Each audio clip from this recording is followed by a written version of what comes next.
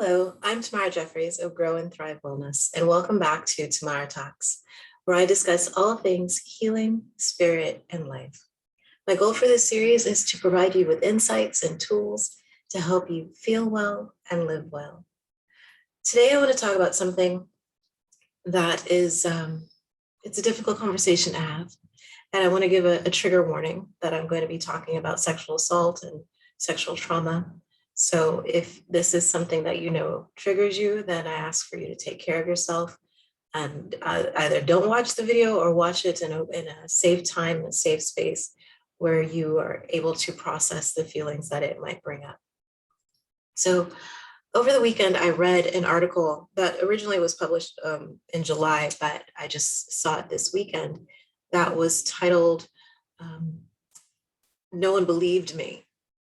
And the subtitle was Why Rape Cases Get Dropped. It was written by a journalist for the New York Times by the name of Jan Ransom.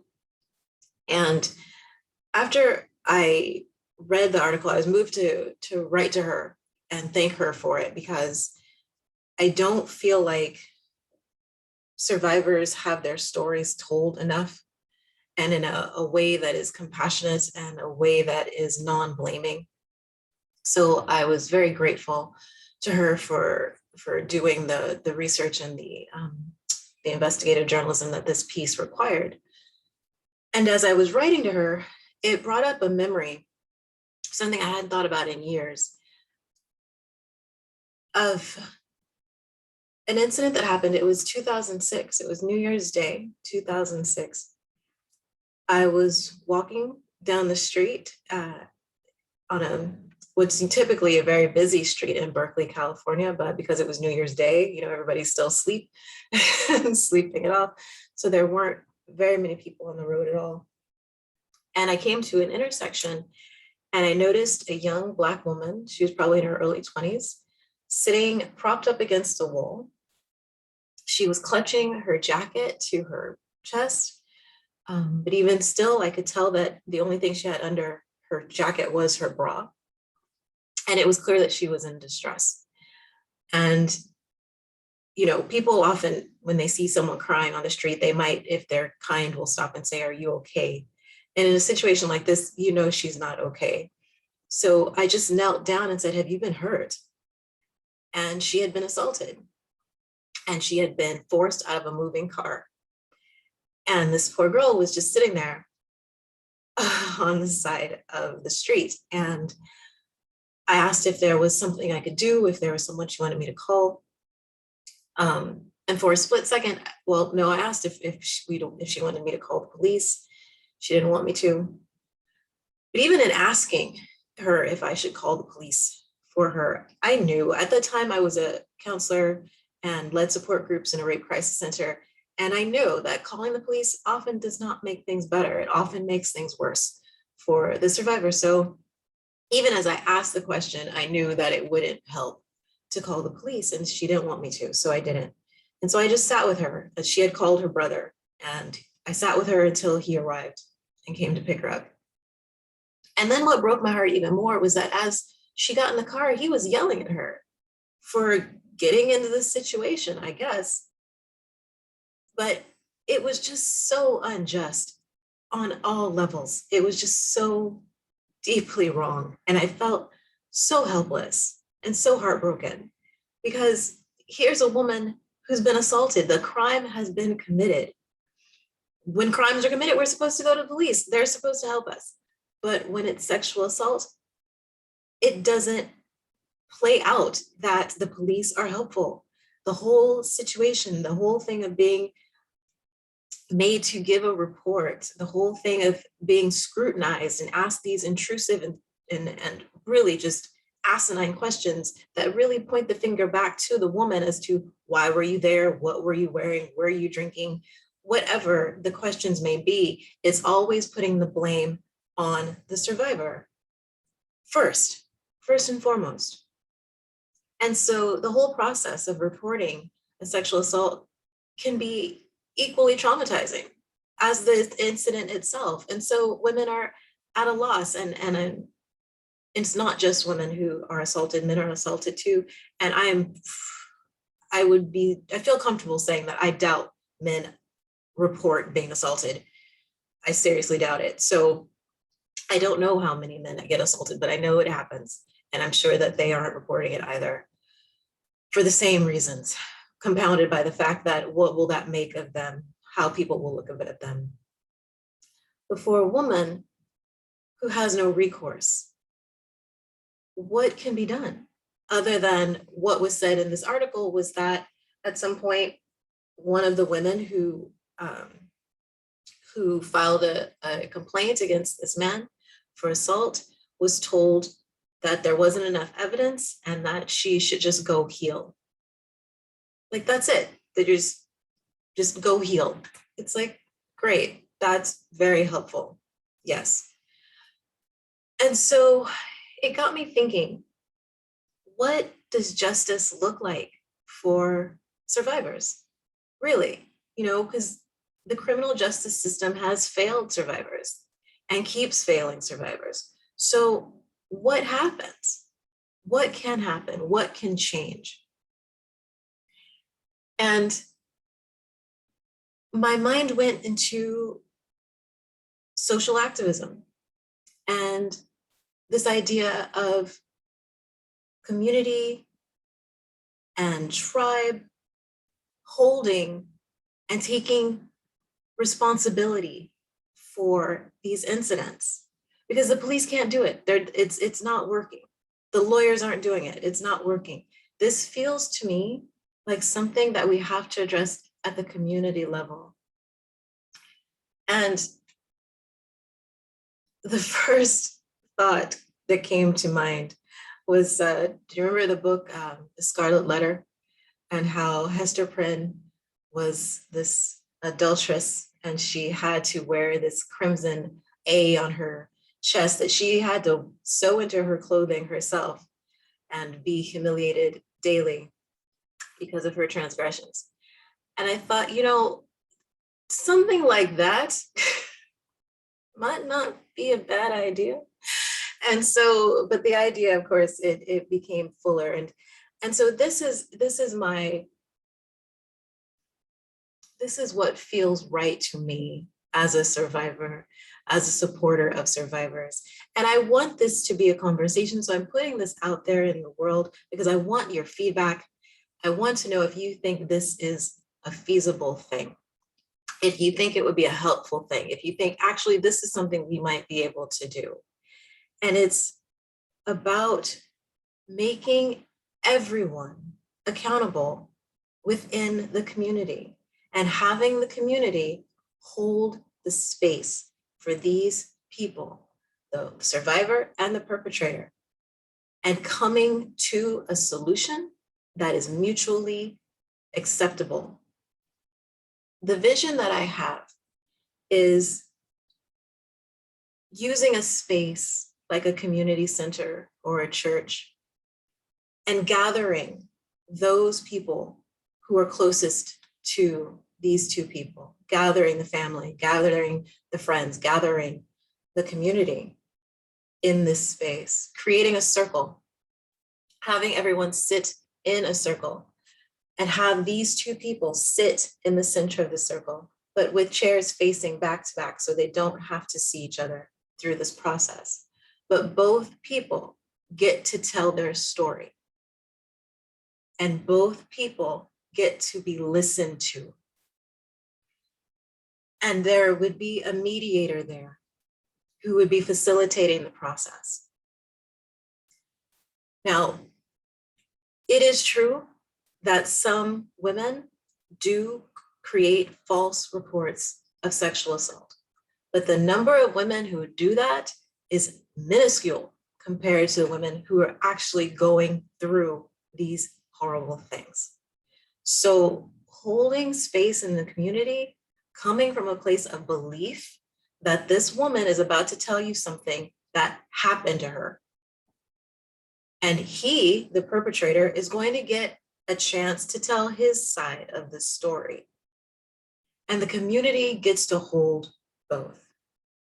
Now, for healing to happen for the survivor, there's so many layers to it. And some parts of it just feel unresolved forever.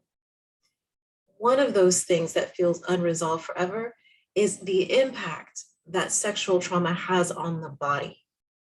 Because you have to think about it, the body becomes the scene of the crime. A woman's body becomes the scene of a crime. And that is something she carries with her forever. And depending on how brutal the act was, she may live with some sort of sexual discomfort or sexual dysfunction for the rest of her life. And she'll have to disclose that when she is intimate with a partner, why these things are difficult for her for the rest of her life. And that in itself is one of the greatest injustices that survivors grapple with. Why is it that I have to deal with this forever? And this guy gets to go on and live his life like nothing happened. It's not fair. And it's not fair. That's why I like the idea of holding this in community, because it's important that the community holds the perpetrator accountable for what he did, that the community knows what he did, and they publicly censure what he did, because these things are untenable. We cannot condone this kind of conduct. And it's easy enough for women to get riled up and angry about it and outraged because it's happening to us. But we also need men to get angry about it and riled up and outraged because it's happening to your daughters, to your sisters, to your moms, to your aunts. It's happening to the women in your life. So you have a vested interest in it too, as a man who loves the women in your family, right? So we need everyone there at the table holding space for these two people. Now, this is where it would get interesting, because how do you come up with a solution that's mutually acceptable? That would take some time. That would take some conversation. That would take some finessing and a lot of compassion. But I think it's achievable. What I would like to see personally is that if it is concluded that this person, this perpetrator, did assault this woman, there should be consequences. And what I would like to see is just how a sex offender must register anytime they move into a new community. They must register that they're there so that the neighbors know who is living in their neighborhood. I believe that a perpetrator who has been held as accountable for this assault by the community, there needs to be the creation of a badge that would be attached to this person. I would like to see something attached to their social media networks, every single most social media platform this person is on.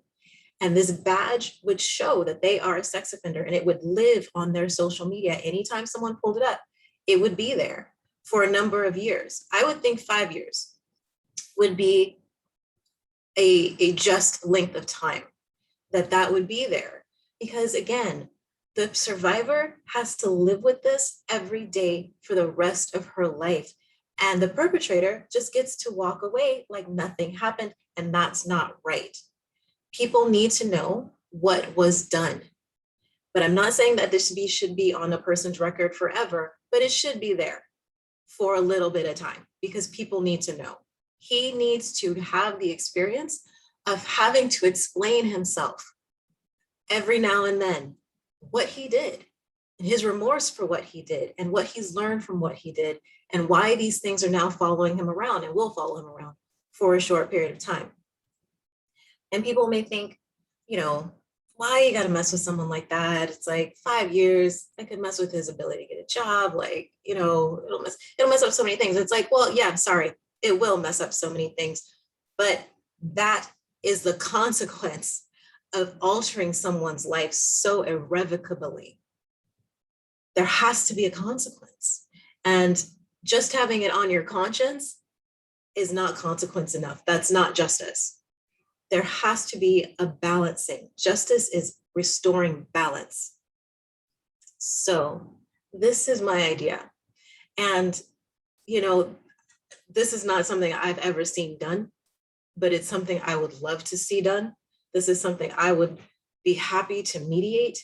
If there is a community out there watching this and thinks, I want this in my community, invite me there, get me there, and I will mediate this for you. Because this is something I feel could be so healing for the community. You know, it's the unspoken wounds that break us down, that break apart our bonds because we don't trust each other. And there needs to be accountability and holding in a compassionate way so that we can move forward and heal as a community. I think that every woman from every economic background has experienced this kind of trauma in some form or another. And I shouldn't say every woman, so many women, so many women. And I've worked with women from every point in the economic strata. And in every economic strata, there is this violence. And in every economic strata, there is this cavalier outlook that lets the man, the perpetrator, go on about his days and nights as if nothing's happening, as if nothing's wrong. And that needs to stop. We need to hold people accountable for their actions. And I think it can be done in a way that's not punitive, that's the way that doesn't diminish a person's dignity, but that does hold them accountable and say, this is what you've done and there are consequences for it. And I think if we did this, I think the incidences of sexual assault would plummet. I really do. Because imagine, let's take the college campus for an example, because so many young women are assaulted in their freshman and sophomore years in college. If this was something that was part of college life, knowing that your frat brothers are going to be sitting in a room with you, along with all these sorority girls and all these people within the community, are all going to be sitting in a room holding you accountable. This is going to go on your record. This is going to be following you in your social media. Every time you try to apply for a job, every time you try to spark up a new relationship with a woman, she's going to be able to look at your social media and be like, okay, this person is a sex offender. If people knew that this was going to happen, I don't think it would be happening at the degree that it's happening. And that's just, I mean, we need those kinds of social deterrents. We do. And I think the power of community censure is enough to settle into the psyche of someone who might be about to do something that's going to irrevocably harm another person and will cause them to think again. So that's my idea. I would love to hear your thoughts. It's really, you know, for survivors, the last line in that article was from a woman who said, he just gets to go on. He gets to go on and live his life. And it's just not fair that there is no accountability and there's no consequence.